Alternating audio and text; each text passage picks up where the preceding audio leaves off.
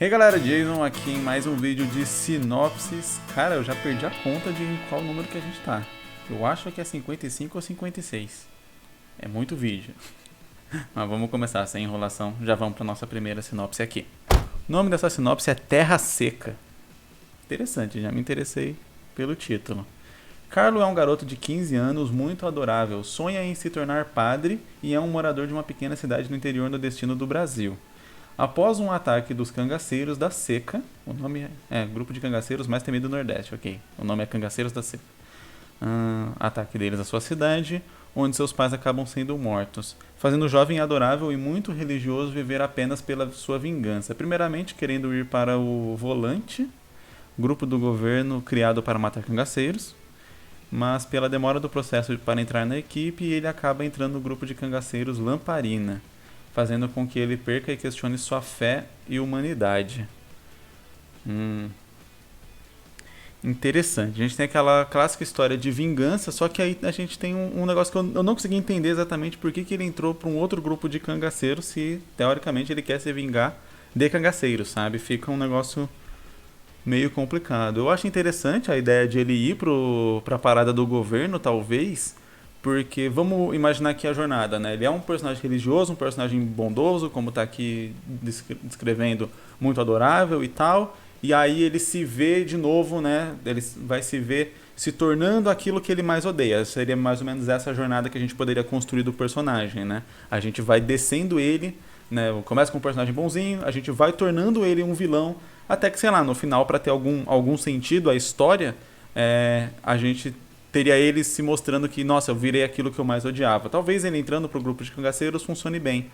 Só que eu acho que isso pode ser uma quebra direta no personagem, ele entrar para um grupo de cangaceiros diretamente. Talvez se ele realmente entrasse para esse grupo do governo que caça cangaceiros, e aí ao longo desse, ele acredita que ele tá fazendo certo. Minha família foi morta e minha cidade foi zoada aí por cangaceiros. Vamos entrar num grupo aqui que é do governo que vai caçar esses caras, então é o grupo bonzinho, são os heróis, porque esses caras são os desgraçados. E aí talvez ao longo que ele vai se metendo nesse mundo, ele vai vendo que mesmo esse grupo não é muito diferente dos cangaceiros que eles estão caçando e que mesmo achando que ele estava fazendo certo, ele foi se tornando tão ruim quanto aqueles caras que ele caçava. E aí a gente tem essa reviravolta, essa jornada do personagem no final. Por que eu tô falando e foquei tanto nessa questão de ele depois perceber que ele se tornou tão mal quanto aqueles personagens que ele caçava? Porque a jornada de vingança, ela é uma jornada que só tem meio que dois finais. Ou uma redenção do personagem entendendo que o caminho que ele estava seguindo é um caminho ruim, ou ele concretizando aquela vingança e não percebendo aquilo e se afundando completamente. Quando o personagem se afunda completamente, vai até o final e é isso mesmo, a não ser que ele morra ou tenha uma jornada ali, um final, algo que complete ali aquela jornada de alguma forma e dê uma lição, dê um tema, né, aquilo que eu falo sobre o subtexto da história, que é ter um tema, que é ter uma jornada, ter algo para passar para o leitor, além de cenas legais, uma história intrigante, que é muito interessante, é muito bom fazer. Mas é interessante quando a história ela passa aquele algo a mais. E esse algo a mais é alguma jornada que o personagem vai passar e que possa dar alguma lição para o leitor, que possa, enfim, trazer certos questionamentos, certas reflexões para quem está lendo a história, e isso se dá através ali de uma jornada do personagem, como eu estou falando aqui, repetindo várias vezes. Então, quando o personagem só vai, quero vingança, aí beleza, ele vai perdendo a humanidade dele e vira tão vilão quanto quanto aos personagens que ele estava caçando inicialmente. Eu entendi que é isso que o autor quer fazer. Mas a gente não tem, em nenhum momento da história, essa reflexão direta sendo colocada ali. Talvez a história fique parecendo sem sentido, fique parecendo sem um propósito do que eu estou contando. Então, quando você coloca isso de alguma forma, onde o personagem percebe isso, aí dá a impressão que tem um motivo para contar essa história. O motivo é mostrar que, às vezes, você se prende a um caminho e você não percebe o caminho que você está seguindo até que seja tarde demais. Então, quando coloca isso na história, você tem um sentido ali para fechar toda a narrativa dentro de um propósito. E aí, nesse sentido, ele entrar para outra quadrilha de cangaceiros, a gente coloca isso de uma forma ainda mais escancarada. Funciona do mesmo jeito que eu falei, Só que eu acredito que ele indo pro grupo do governo, a gente poderia ter ali um quê a mais de crítica social, sabe? Enfim, daria para trabalhar um pouco mais outras questões além só da jornada do personagem. É, não sei, talvez numa história mais curta, só que daí numa história mais curta a gente acabaria gastando tempo fazendo ele tentar entrar pro negócio do governo, aí desistir do negócio do governo, aí tendo que criar alguma situação onde seria justificado ele entrar para outra quadrilha de cangaceiros, sabe? Eu acho que a gente gastaria muito tempo para ter o mesmo resultado. Então talvez ou tirar o negócio do governo logo de vez, mas eu acho interessante essa ideia de ter um grupo do governo que caça cangaceiros, sabe? E aí talvez eles serem tão ruins quanto os próprios cangaceiros, sabe? Porque querendo ou não, se a sua vida é matar, se a sua vida é sair, é não ter casa, é matar os outros, sabe? Por mais que a única diferença é que você recebe dinheiro do governo e você não tem que roubar esse dinheiro das pessoas, mas tirando isso, é igual, sabe? É a mesma coisa. E querendo ou não, ainda tinha no lance do cangaço ainda tinha um pouco daquilo de crítica social, de algumas quadrilhas que roubavam mais dos barões, entre aspas, dos ricos e tal, e tentavam não, pelo menos, roubar ou matar os pobres, digamos assim, mas acabavam, né, zoando de qualquer forma, às vezes chegava ali para comer ou algo assim, e aí o pobre tinha que se virar para tirar comida não sei da onde para alimentar a quadrilha. Apesar deles não roubarem diretamente, mas o cara tinha que dar comida para eles. Enfim, então tinha toda uma questão assim. O que eu quero dizer é que daria para trabalhar com mais questões de crítica social, talvez nessa questão de tipo, o povo que o governo está mandando para acabar, para resolver esse problema, também é um problema tão grande quanto o suposto problema que eles tinham que resolver. Eu acho que daria para trabalhar aí com várias críticas interessantes nesse modelo, e eu acho que tornaria a história um pouco mais curta, sabe? Como eu disse, você não precisaria ter que inventar um motivo onde dentro da história seria justificado ele pensar, vou entrar numa quadrilha de cangaceiros para caçar cangaceiros. Não parece fazer muito sentido, a não ser que ele entrasse talvez infiltrado ali, sabe? Tipo, eu vou entrar porque eles vão saber mais e tal, só que aí a gente já vai para uma outra história de infiltração, onde talvez teria o risco de descobrirem que ele tá ali só para ir atrás de alguém. Talvez aí seria mais interessante ele entrar para a própria quadrilha, tipo um agregado da quadrilha dos cangaceiros da seca, sabe? Para tentar chegar até o líder ou algo assim, e aí acabar com o líder, então ele está infiltrado. Talvez seria um outro modelo completamente diferente já de história, onde ele não se perderia tanto assim na vingança de perder a humanidade, mas não teria todo esse processo. A gente faria uma história um pouco mais simples, mas onde ele iria tentando crescer dentro da quadrilha. Talvez acho que daria pra fazer o lance de ele ir se tornando aquilo. Eu acho que daria pra fazer também. Então, indo para um outro modelo completamente diferente da história que eu estava falando antes, a gente esquece o lance do governo, a gente pode falar que os cangaceiros Lamparina, que, se eu não me engano, o cangaceiros Lamparina é um grupo de cangaços que existia realmente. E aí, não sei se fazer eles serem subordinados dos cangaceiros da seca seria interessante por conta dessa questão histórica. Mas a gente poderia inventar um grupo de cangaceiros que é meio que subordinado ali dos cangaceiros da seca, e aí esse carinha traça esse plano. Eu vou virar um cangaceiro, vou me juntar aqui a esses caras e vou tentar subir na hierarquia deles até chegar perto do líder e matar o líder que foi quem matou minha família e acabou com a minha cidade. E é isso aí, sabe?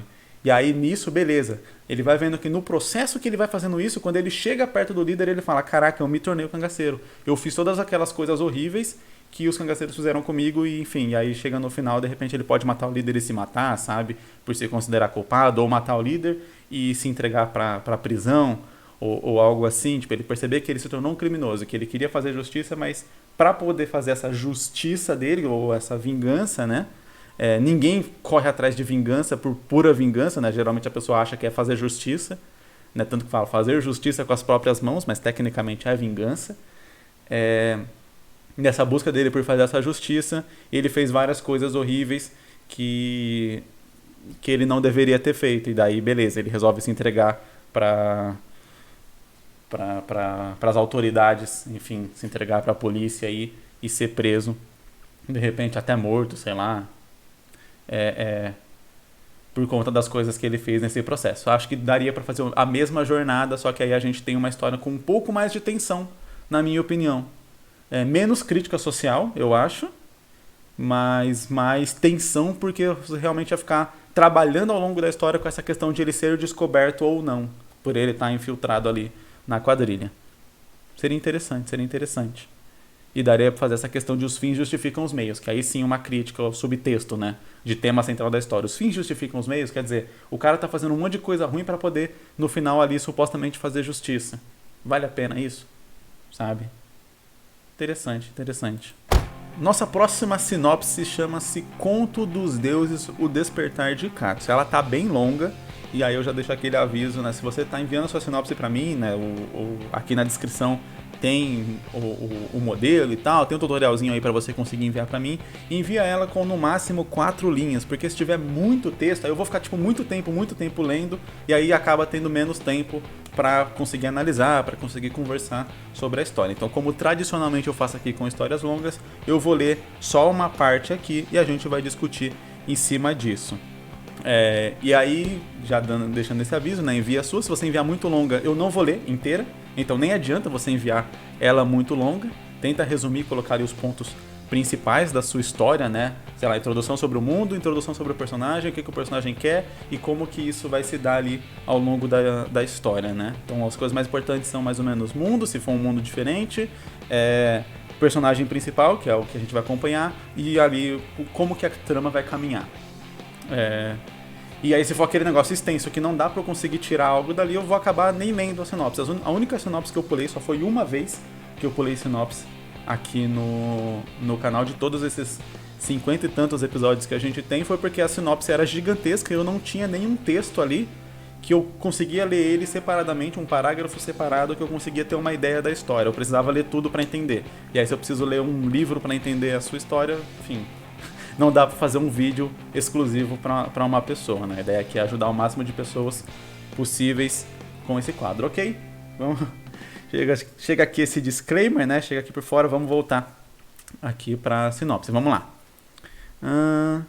Ele conta aqui, né? Tem toda uma descrição de como que é o mundo, como que é uma espécie de lenda, e ele fala que essa lenda, essa história, é relatada nos livros das escolas e faculdades. Ok, ensinada tradicionalmente aceita pelas ciências e religiões ao redor do mundo. Porém, sua credibilidade é posta em xeque quando os irmãos Zek e Luna acidentalmente libertam aqueles cujos historiadores distorceram a identidade para evitar o pânico geral. Katsu, o deus da destruição. Ok.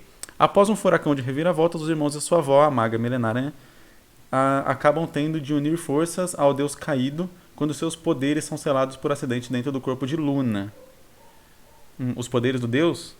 Agora, deposto de seu cargo divino, Katsu terá de aprender a se virar como mortal, estando no papel de quem sempre oprimiu enquanto deus. Ao mesmo tempo, ambos irmãos e avó terão seus laços de família colocados à prova enquanto tentam libertar Luna da energia aprisionada em seu corpo antes que ela a destrua de dentro para fora. Nesse meio tempo, cabe a Luna ajudar Katsu a entender o que é ser humano, enquanto ele a ensina a usar e controlar o poder que está em seu corpo antes que a facção dos vampiros e todos aqueles cujos olhos cresceram para a oportunidade de se tornar um deus venham confrontá-los. Entendi. Parece uma história bem grande, mas eu gostei da dinâmica dos personagens principais ali. Gostei bastante da dinâmica entre eles. Então a gente tem um deus que era mal, que era governador, deus da destruição, né? Enfim.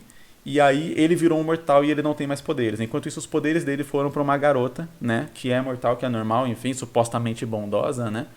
E aí a gente tem essa questão de que ela vai ter uns poderes que ela não consegue controlar e não consegue entender direito.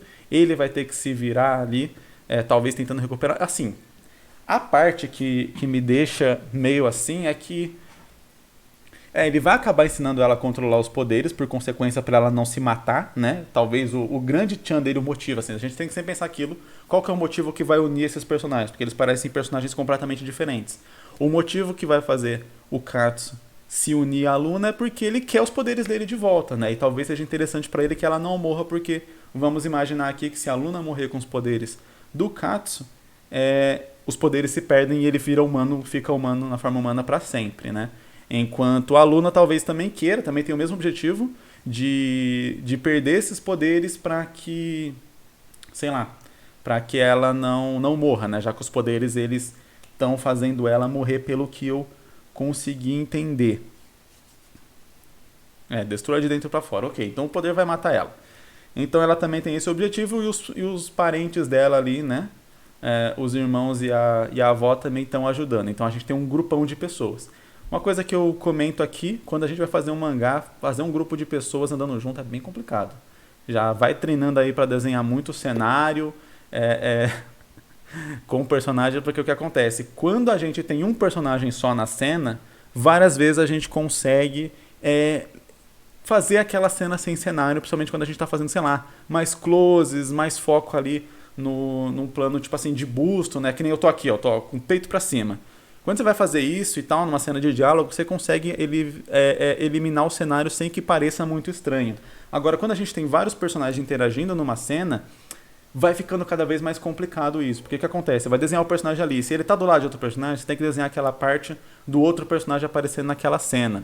E aí, quando você coloca vários personagens e você não faz um fundo, não faz um cenário, fica parecendo que eles estão no limbo. Porque tem vários personagens, mas não tem cenário, sabe? Quando você tem um personagem só, você consegue entender que o resto estaria em desfoco. Então, por isso que não tem um cenário desenhado ali. Porque ele estaria fora de foco no que seria um plano de filmagem, por exemplo. Você está filmando uma pessoa, o fundo está fora de foco, então você só vê a pessoa em destaque. Num mangá, seria como uma pessoa sem cenário no fundo. E aí é o que eu falo, quando a gente vai fazer várias pessoas, ao mesmo tempo, desenhando, a gente sempre tem que desenhar o cenário quase que em todas as cenas, obrigatoriamente, menos em cenas de close. Mas não dá pra você fazer um mangá só com cenas de close. Então, um conselho que eu posso dar aqui, que não tem a ver necessariamente com essa história, mas que tem a ver com isso de ter vários personagens em cena, é tentar talvez separar eles um pouco. Então, em alguns momentos da história, talvez seria interessante os irmãos e a avó saírem numa missão paralela à Luna e o Katsu. Então, talvez eles tenham que buscar conhecimento em lugares diferentes para descobrir como tirar os poderes do Katsu de dentro da Luna.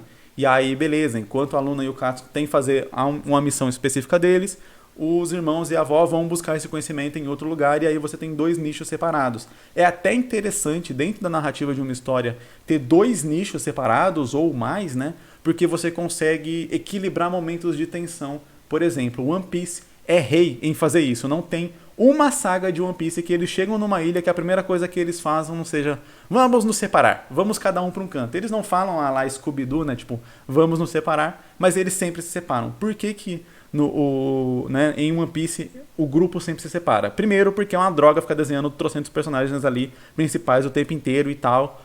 Apesar de que o autor de One Piece ele desenha muito figurante, ele gosta de desenhar figurante e tudo mais, então as cenas dele são sempre muito cheias. Nesse sentido, talvez não seria problemático para ele desenhar uma tonelada de personagens o tempo inteiro ali. Deve ter 1 milhão de assistentes também que ajuda nisso. Mas é principalmente por conta dessa questão de você equilibrar a atenção da história. Então, o que acontece? Enquanto um desses grupos, né, eles estão com uma atenção no máximo, porque eles estão no momento de combate, ou em algum momento que seria ali perigoso, que deixa o leitor vidrado, um outro grupo está fazendo alguma outra coisa. E aí o que acontece? Quando chega naquele momento ali que seria o clímax, você consegue trocar para o outro grupo e seguir com outro grupo e deixar o leitor ali, tipo assim, caraca, eu quero que volta o que está acontecendo lá, eu quero ver o que deu, o que está acontecendo naquele lugar e tal. E aí ele vai ficar sempre com essa tensão. Aí o que geralmente o autor faz aí esse outro grupo que estava em menos estado de tensão, né, ele vai seguindo até que vai chegando num ponto onde vai ter a tensão e vai ter o clímax dele também. Aí quando chega no clímax dele, troca para o outro grupo de novo, sabe? E aí ele vai fazendo essa dança das cadeiras entre os grupos da história que estão separados em lugares diferentes, fazendo meio que missões diferentes, e vai controlando para deixar o leitor sempre instigado para continuar lendo, porque toda hora ele vai querer saber o que aconteceu com aquele grupo ali. E aí ele vai para um outro grupo que não está no momento tão assim, tão empolgante. E aí ele vai chegar em algum momento empolgante e vai para outro grupo que talvez não esteja tão empolgante, mas ele vai chegar em um momento empolgante. E aí vai sair e vai ficar trocando. E o leitor sempre vai ficar instigado para ler e ler mais. Então, esse é um negócio bem interessante de fazer, principalmente quando você tem vários personagens. Separar eles em grupo vai ajudar no seu desenho mesmo, né? Na velocidade de produção das páginas ali, vai dar menos trabalho para desenhar as páginas. E também vai ajudar muito na leitura mesmo da sua história, na narrativa ali, para manter o seu leitor sempre ali engajado, querendo saber o que está acontecendo com determinado personagem, enquanto ele está acompanhando o outro, e aí vai girando e girando. E aí você consegue escalar a atenção da sua história bastante, deixar o leitor sempre muito, muito atento no que está acontecendo, querendo saber o que vem depois. Então é bem interessante. E aqui a questão dos vilões, né? O grupo de vampiros e tal, e coisas assim que estão querendo. Legal, a gente tem que trabalhar, né? Quem que vai ser vai ter um vilão principal dessa história, o objetivo dele, por que ele quer esse poder, qual que é a ameaça, aquele negócio padrão de sempre, né? De que não é eu quero para dominar o mundo, ou eu quero para destruir o mundo, ou coisa do tipo, talvez ter aquela motivação e tal. O vilão é um personagem que precisa ser muito bem trabalhado, quase tão bem, se bobear até mais bem do que o protagonista, para que ele seja um vilão legal, um vilão aceitável. Quanto melhor for o vilão, melhor vai ser o desempenho da história, digamos assim, né?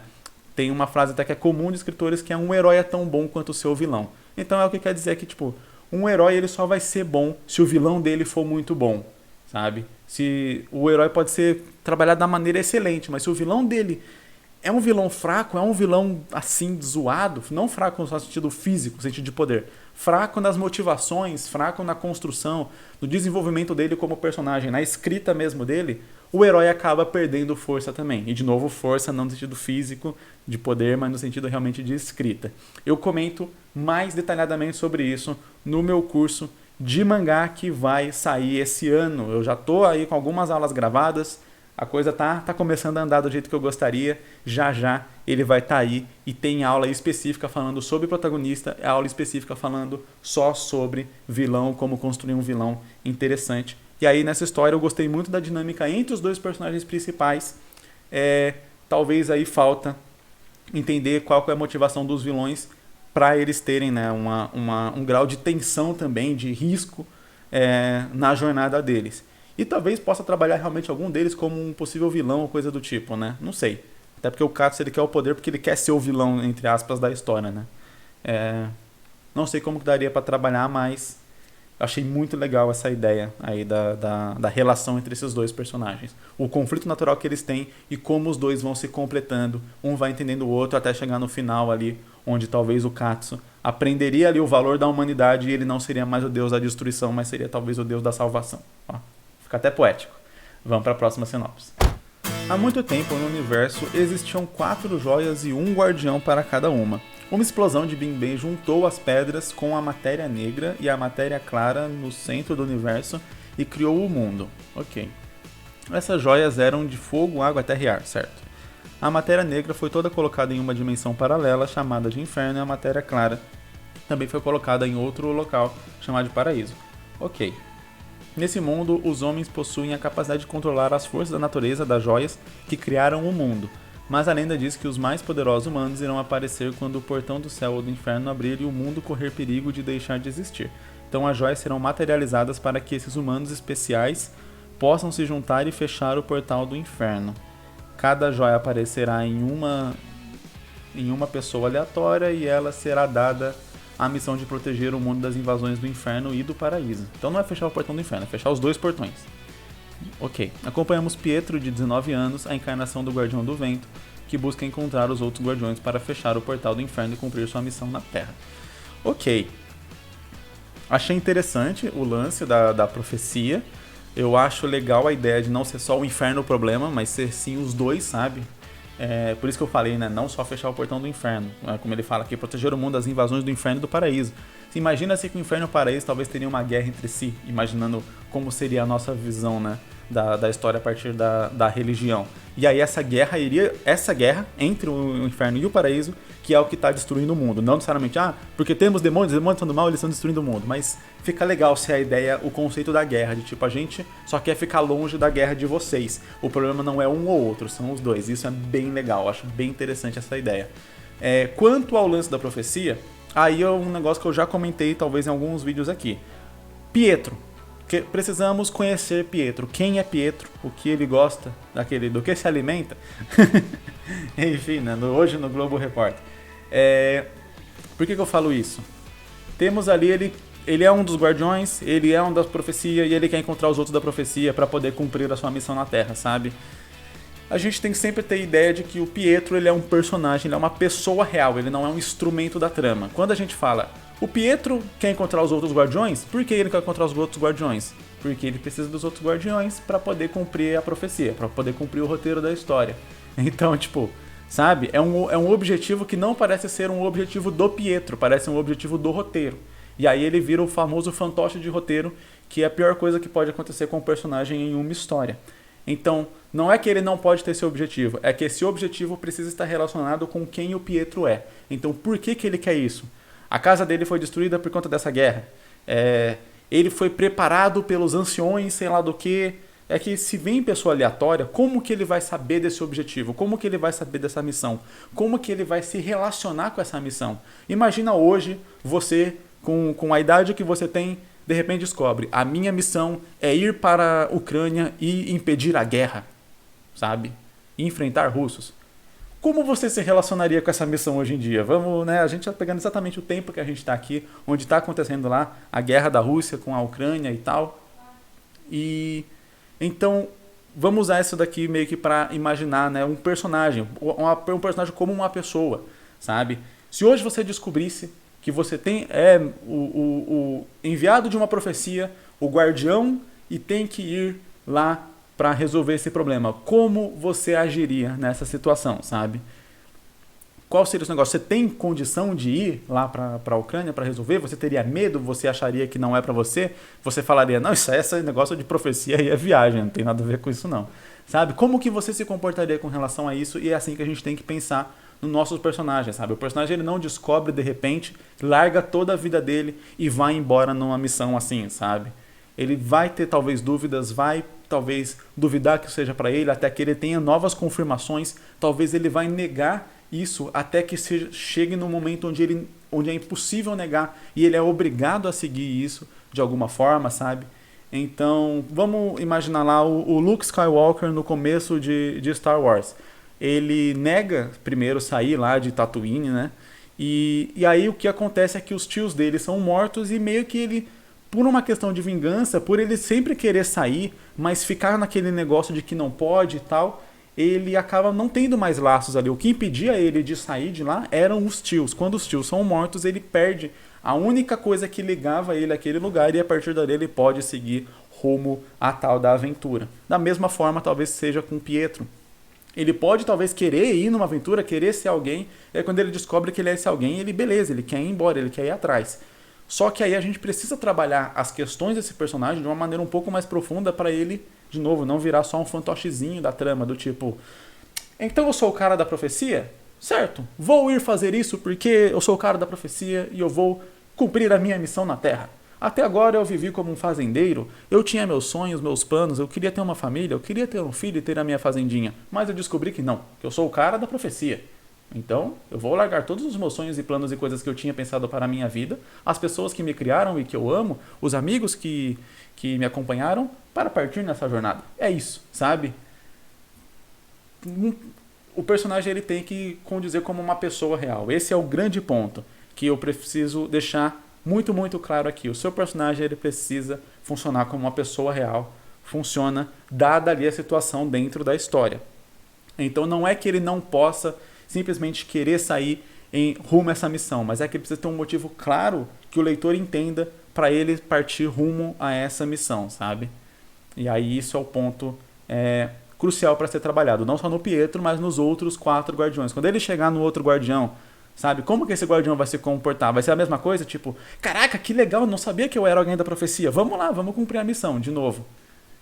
Talvez um deles possa ser mais ou menos assim, mas daí ele vai ser talvez um personagem mais bobo, um personagem mais impulsivo. Como que a personalidade desse personagem vai ser para ele se comportar dessa forma? Por isso é importante a gente ter definido muito bem quem é o nosso personagem, com quem ele viveu, como ele viveu, quais são os sonhos dele, quais são as expectativas, como que é a personalidade dele. Ele é tímido, ele é extrovertido, ele é impulsivo, ele é mais precavido, ele planeja antes de agir, ele pensa antes de falar ou ele fala a primeira coisa que vem na cabeça. Tudo isso na criação de um personagem ele é importante exatamente para quando a gente colocar ele de frente às situações que a gente criou no roteiro. Bati no microfone, eu sempre bato no microfone, padrão. Quando a gente colocar esse personagem de frente às situações que a gente criou no roteiro, a gente vai saber melhor como ele vai se comportar. Então, se eu tenho um personagem que ele planeja mais as coisas, que ele não age por impulso, ele sempre pensa antes de falar, ele tinha um plano de como ele queria seguir a vida dele, quando a gente coloca esse personagem que a gente já criou, já estabeleceu, de frente para a situação, olha, você é o cara dessa profecia, você precisa ajudar o mundo. O que esse cara vai fazer? Ele vai largar tudo e vai agir por impulso? Não, ele não é alguém que age por impulso, ele é alguém que planeja. Então o que ele vai fazer? Ele vai falar, caraca, peraí, deixa eu ver se isso aqui é verdade mesmo. Aí ele vai, sei lá, estudar, vai montar um plano. O que eu vou fazer? Vou fazer isso, isso, isso, isso e isso. E tal. E aí ele sai em busca dessa jornada, só que ele sai, talvez em busca, porque ele percebe, ó, eu preciso fazer isso porque se eu não fizer, eu tô vendo que essa parada aqui é verdade. Eu já estudei, já pesquisei, já vi e descobri que isso aqui é verdade mesmo. Eu realmente sou o cara dessa profecia. É por isso que eu tenho esses poderes que eu sempre me perguntei por que eu tinha. Então eu tenho que partir nessa missão, porque essa guerra está destruindo tudo. E aí não tem como eu ter vida, não tem como eu ter as pessoas que eu amo, eu manter essas pessoas com essa guerra acontecendo. Então eu vou sair, mas eu vou fazer um plano de o que eu tenho que fazer. Ok, eu tenho que ir atrás dos outros quartos guardiões, tenho que fazer não sei o que, não sei o que, não sei o que. Então beleza, se ele é um personagem que planeja, ele vai fazer um plano. Se ele é um personagem que age por impulso, ele vai agir por impulso. E aí esse personagem que age por impulso, lá na frente da história, ele não pode, do nada, fazer um plano para alguma coisa, porque ele é um personagem que age por impulso. Por isso que ter o personagem escrito é muito importante, para que você mantenha ele fiel às situações que você vai colocar ao longo da trama. O nome da nossa próxima sinopse é Chernobyl Chronicles. Crônica é uma palavra que é muito parecida, né, com a sua versão... É um cognato que chama? Não sei. Com a sua versão em inglês, né? Então, Chronicles, crônica. Eu acho que dá pra a gente fazer aqui ser Crônicas de Chernobyl, talvez de Chernobyl, né? A ideia do Chernobyl aqui é de Chernobyl, né? Então, Crônicas de Chernobyl ou Crônicas de Chernobyl, algo assim mesmo. Eu acho que funciona o título em português também, caso o autor aí ache interessante. É um título que eu acredito que funciona. Vamos lá. A explosão da usina de Chernobyl causou mutações nos humanos em grande parte do leste europeu. Essa explosão deu poderes aos humanos, principalmente na região do leste europeu. Falou a mesma coisa duas vezes. Próximo ao local da explosão... Tá, principalmente na região do leste europeu, próximo ao local da explosão. Ok, já tinha entendido isso. Isso fez com que super-humanos fossem utilizados pelo governo e exército para expandir os territórios da Ucrânia e criar uma ditadura chamada Nova Soviética. Acompanhamos Thomas, um refugiado de um grupo revolucionário que consegue fugir do país e chegar até a Alemanha. Agora, ele deseja reunir seu grupo revolucionário novamente e planejar um golpe de Estado para acabar com a tirania em seu país. Ok, achei interessante, gostei do contexto, né, histórico e tal, e trabalhar com isso. Sempre em HQs históricas, né, a gente tem que fazer uma pesquisa bem interessante sobre, sei lá, como que era o estilo de vida, como que eram as roupas, vestimentas, carros, todas essas coisas assim, apesar de a gente ter esse contexto aí dos mutantes, né, que com certeza traz uma mudança para o mundo. Acho legal a ideia dos mutantes serem usados nessa forma aí como armas e tal. Não sei se o Thomas vai ter alguma relação com ter poderes também, ou algo assim, ou não. Talvez seja até interessante ele não ter, a princípio, porque deixa... Assim, a gente pode trabalhar a história de duas formas. Ou ele tendo, e aí a história vai ser mais focada em treta, combate, memo e pá. Ou talvez ele não ter, e aí a história vai ser mais focada num sentido mais de suspense. Então, ele tendo poder, a gente vai mais pra ação, pra um shonenzão. E ele não tendo poder, a gente vai mais pra um suspense. Por mais que possa ter cenas de ação e coisas do tipo, mas vai ser mais naquela pegada de suspense, de tipo... Eu não tenho poder, esse bicho aí tem poder pra cacete, se ele me pegar eu morri. Então, eu preciso pegar ele antes que ele me pegue, sabe? E aí vai mais pra um lance mais stealth ali, mais na surdina e tal, mais plano, mais inteligência, enfim, fica legal também, fica dois modelos interessantes, dependendo do que o autor prefere trabalhar. O lance de reunir seu grupo novamente, planejar um golpe para acabar com a tirania em seu país. Esse é o objetivo dele. Talvez, sei lá, ele ainda tenha família lá, talvez, sabe, aquelas relações pessoais que o personagem tem que ter com a trama pra gente poder comprar a ideia, sabe? Então talvez, beleza, ele pode ser um revolucionário, ele pode ter essa ideia de líder, de plano, de sociedade, coisa do tipo, né? Acabar com uma tirania é um objetivo comum para várias pessoas e tal, normal, só que pra gente se relacionar mais com esse personagem, pra gente sentir mais o plano dele e tal, e a motivação dele, é interessante ele ter aquelas motivações pessoais, né? Geralmente, são essas coisas pessoais que movem as pessoas. De um modo geral, hoje, eu acabei de falar sobre a gente fazer personagens serem como pessoas reais. O que move pessoas reais são as motivações pessoais, né? Laços de família, sei lá, como que é o nome? Ambições, enfim. São as coisas pessoais ali da pessoa mesmo, que tem a ver com a personalidade dela, com quem ela é, com como ela se enxerga, enfim, esse tipo de coisa. E aí é o que eu falo que, Por mais que ele possa ter esse tino de líder revolucionário, de ser pela causa e tal, mas é interessante que ele tenha ali talvez alguma coisa pessoal também dentro disso.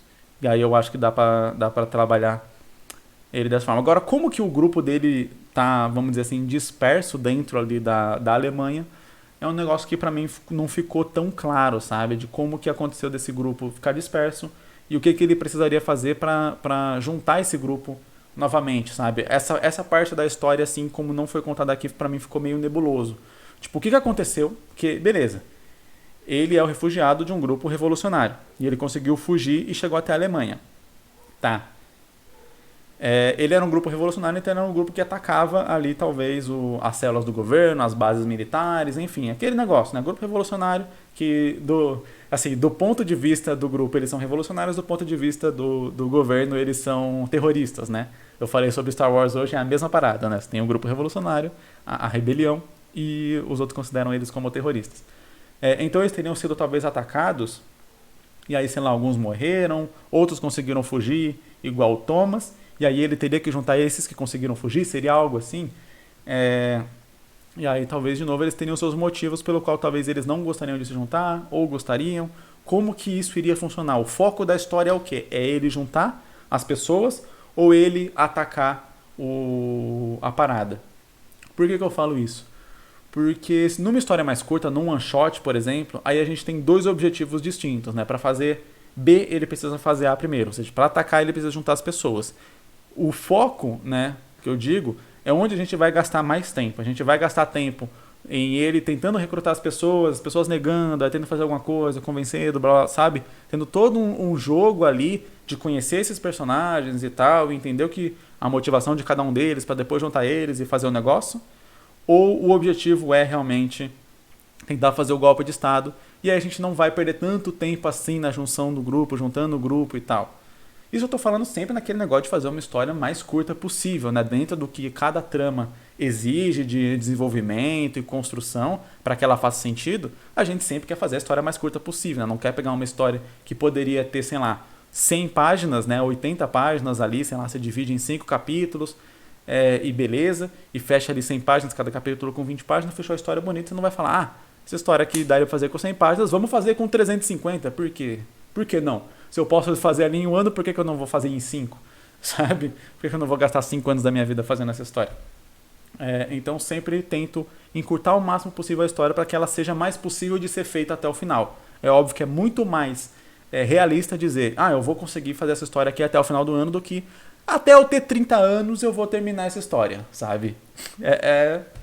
É mais complicado. E olha que eu já tô na casa dos 30. Pra mim, eu falar isso até os 30 anos eu consigo terminar a ideia de boa. Mas talvez pra você aí provavelmente não seja. Ou talvez pra você já até passou. Já não tem mais nem como que teria que voltar no tempo. Mas enfim. Então dentro de uma história mais curta, talvez seja mais interessante, tipo assim, a gente passar rápido por essa parte do grupo. Ou talvez se você quiser fazer um one shot de, sei lá, 40, 50 páginas, talvez ele fugiu com o grupo e eles já estão montando. Então, tipo assim, o foco da história esquece completamente o lance de juntar os revolucionários e só já vai direto pro plano e para as dificuldades do plano e para a execução desse plano, sabe? Num one shot mais rápido, um dos modelos de trabalhar o one shot é a gente talvez partir direto para a ação final. Então, a gente já começa com esse plano acontecendo. E aí, enquanto o plano vai acontecendo, a gente vai trabalhando com flashbacks esporádicos, mostrando como que eram esses personagens, quem eram esses personagens, quais eram as motivações deles e tal, enquanto o plano acontece. E aí até o final da história, a gente só viu o plano, vamos dizer assim, na linha do tempo atual de hoje, mas a gente conhece aqueles personagens, sabe as motivações deles, conhece os desenvolvimentos deles através dos flashbacks que foram sendo apresentados e certos diálogos ao longo da história. Esse é um jeito ótimo de você trabalhar um one shot curto e de maneira mais objetiva, né? Sem precisar ali necessariamente fazer uma série, fazer uma coisa de 100 e poucas páginas e tal. Você faz ali, sei lá, 50 páginas, 40, 50 páginas, e aí você já começa direto na ação, já começa direto no golpe de Estado, e aí ao longo da história você vai colocando ali flashback do protagonista, flashback deles ali se reunindo a primeira vez, deles tomando ali o primeiro impacto, alguém morrendo e tal, e aí ao longo da história você vai conhecendo melhor esse grupo, vendo eles ali agindo e tal ao mesmo tempo e vai se importando já com eles. Sei lá, acabou de ter o flashback de como o protagonista conheceu um outro cara e tal, e mostra ali no flashback eles, e bum, quando volta pro presente, esse cara morreu no golpe de estado, sabe? Você acabou de conhecer o personagem e fala, putz, mano, o cara já morreu e tal. Então, sabe, você deixa a história muito frenética ali, você não tem aquele tempinho de vamos conhecendo, vamos indo, e aí a história vai acelerando até chegar no final. Ela já começa acelerada e ela fica acelerada até o final. Para one shot, isso é ótimo. É ótimo, ótimo, ótimo. É uma dica bem legal para fazer one shot. Para quem não sabe aí, one shot é uma história com começo, meio e fim, um número fechado ali de páginas, sem essa questão de dividir em capítulos. Eu tenho vários vídeos aqui no canal explicando mais sobre o one shot e até explicando por que é interessante a gente começar com um one shot, principalmente quando a gente está começando a fazer mangá, fazendo ali os primeiros e tal, por que o one shot ele é ótimo para quem quer começar a fazer mangá. Eu vou deixar o link aqui no card se eu lembrar. Se eu não lembrar também é só entrar aí no canal e pesquisar por one shot. Coloca aí Instinto Mangaka, Jason Sans Artwork, one shot, vai ter vários vídeos falando sobre isso para você entender um pouco mais sobre esse tema. E é isso, galera, esse foi o nosso vídeo de sinopse de hoje. Eu vejo vocês aí na segunda-feira, que vem toda segunda-feira, às 5 da tarde, tem vídeo novo de sinopse. Muito obrigado para você que assistiu esse vídeo, que chegou até aqui. Deixa aqui nos comentários as suas opiniões sobre as sinopses que eu li. Você tem ideias novas, ideias diferentes e tal? Ou tem dúvidas? Ficou alguma dúvida? Alguma coisa que você gostaria que eu explicasse aqui e que você não viu ainda no canal? Deixa aí nos comentários, porque eu posso trazer um vídeo da saga Drops aqui, que é onde eu respondo comentários deixados por vocês aqui no canal, aqui nos comentários. Enfim, é onde tem. Valeu por ter assistido. Até o próximo vídeo. É nóis!